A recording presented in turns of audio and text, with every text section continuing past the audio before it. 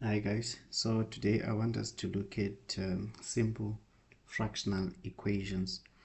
Okay, so the first thing that you need to do if you come across an equation with fractions, right? Step one, okay, what you simply need to do is to try and make sure that you find the common denominator.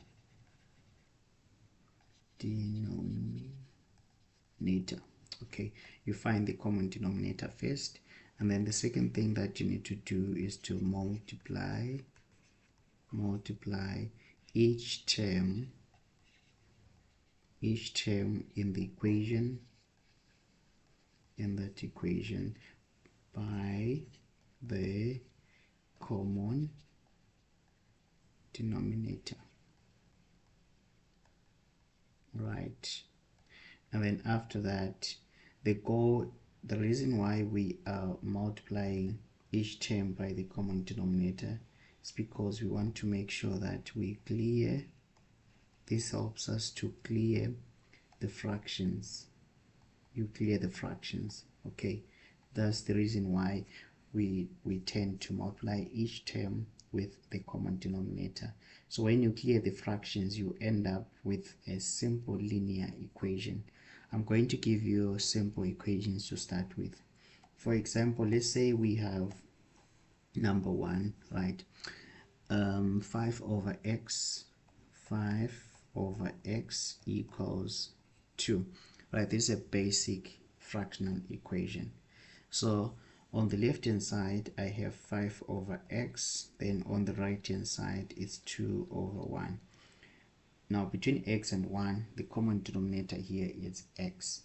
So what we're going to do is to multiply the left hand side by x. So you'll have 5 over x multiplied by x equals 2 over 1 multiplied by x. You can put x in brackets, it's still okay. Then what it means now, it means we are cancelling out x into x there. Then you're left with 5 on the left hand side.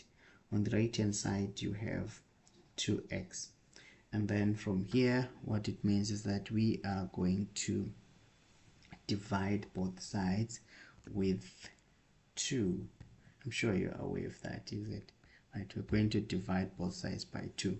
So this means we're dividing here by 2, dividing by 2. Then we cancel out this. It means now that the value of x is equal to 5 over 2. You can leave your answer in this form, or you can turn it into a mixed fraction. That's 2.5 equals x. Okay, awesome. So that's the first one. Now the second one, we have x plus 3 over 4 equals 2x minus 1 over 3. Now looking at these two fractions, on the left hand side we have 4, on the right hand side we have a 3 there. So the common denominator is 12. So we are going to multiply both sides by 12. So that means we have x plus 3 over 4. Now the fact that we have some kind of expressions, it means we probably need to bring in the aspect of brackets. This is equal to 2x minus 1 over 3, then also multiplied by 12. 4 into 4 is 1, 4 into 12 is 3, then 3 into 3 1, 3 into 12 you get 4. Now on the numerator you have 3x plus 3 equals 4 and then 2x minus 1. This means we have 3x plus 9 equals 8x minus 4. Then we can group like terms. All terms with x to one side, those without x, they move to the other side. But remember, you change side and you change the sign as well. So I would rather shift 3x to the right hand side and 4 to the left hand side. So that means I have 9 plus 4 on the left hand side, and then 8x minus 3x on the right hand side. This means I have 13 here being equal to 5x.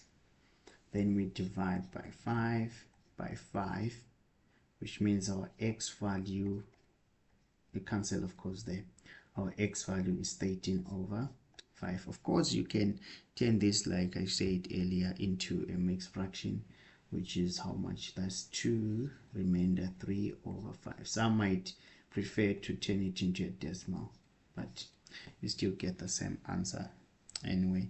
I mean, the answer will be just the same but in different forms.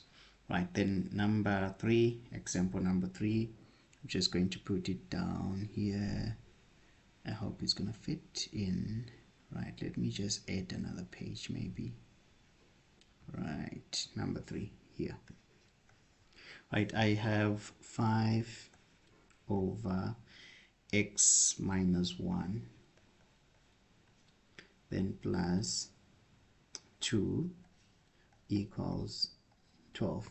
So in this case, what you need to do, of course, we have a common denominator, we have some whole numbers there. The best thing to do here is to try and first group like terms. So we're going to move to the other side, so that on the left hand side you're left with x 5 over x minus 1 being equal to 12 minus 2. Then it means I have 5 over x minus 1 equals 10. This of course is 10 over 1. Your common denominator here is x minus 1.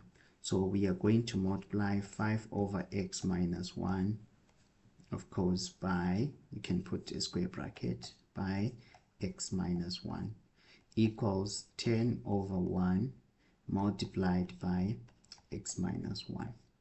X minus 1 and x minus 1, they cancel out, of course. Then you're left with 5 being equal to 10 open bracket x minus 1. And now what you simply need to do is to expand the bracket, which means we have 5 equals 10x minus 10. Then 5 is equal to, oh sorry, don't think we need to do that. We can group like terms here. So it means your 5 plus 10 equals 10x. This is 15 equals 10x. Divide by 10, divide by 10, both sides. And then what do we have after dividing by 10? Right, this side we cancel out. We have x equals 15 over 10, but you can't leave your answer in this form. You need to reduce that. 5 there, you have 3. 5 there, you have 2. This is good as 1.5. Okay, so if you decide to leave your answer as an improper fraction or as a fraction, make sure it's in its lowest terms. It is in its lowest terms. I hope you're good with that one. Right, let me just explain something here. You know, people love to use this method called cross multiplication. Right, so let me just explain this clearly. Now, if you decide to use cross multiplication, make sure that the left hand side and the right hand side, there is only one term on the left hand side and also one term on the right hand side. Okay, because if you try to use cross multiplication and you have two terms on the left hand side and maybe one term on the right hand side, you will end up mixing up things. You cannot apply that method. As long as you have more than one term on one side, then you cannot apply cross multiplication. Let's make sure that every time when we decide to use cross multiplication, we have just one term on the left hand side and one term on the right hand side. So just from these examples that I'd given you, right, let me just go back up there. Right, I'll show you from this point of view. Right, you are somewhere here, is it? We have, just allow me to change the color. Right, we have 5 over x minus 1 there equals 10 over 1.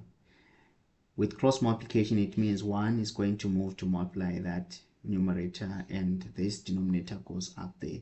That means you have 5 here equals, and then up there you now have 10 times x minus 1. Then it means you would have cleared your fraction. Then you can continue solving that.